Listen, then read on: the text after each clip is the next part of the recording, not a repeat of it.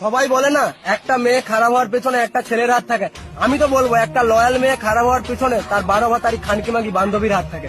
তার কারণ একটা মেয়ে তোমাকে মন থেকে ভালোবাসে, তোমার সাথে অনেকদিন সম্পর্ক চালিয়েছে, অনেক বছর সম্পর্ক চালিয়েছে, কিন্তু তার বান্ধবী তার বয়ফ্রেন্ডের সাথে দেখা করতে হবে, বলবে চল আমার সাথে চল।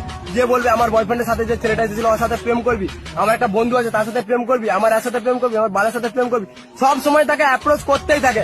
বলবে আমি তো 4 জনের সাথে চলে যাচ্ছি, কোথায় কিছু হচ্ছে না। আরে তোর বয়ফ্রেন্ড কিছু জানতেই পারবে না, দুদিন কথা বলে দেখ, যদি না ভালো লাগে কথা বলতে হবে না। তোর বয়ফ্রেন্ডকে কে বলতে যাচ্ছে, তোর বয়ফ্রেন্ডের ঘর তো অনেক দূরে, সে তো জানতেই পারবে না।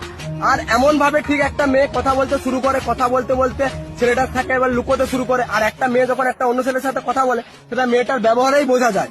বাট মেয়েদের বুদ্ধি আটুতে থাকে, এমন এমন কাজ করে, ছেলেকে ব্লক করে ফোন করবে, ফোন করে বলবে যে বাবা ফোন করছিল, রাত 12টার সময় বলবে যে মাসি ফোন করেছিল, তাই অন্য করে ব্যস্ত ছিল।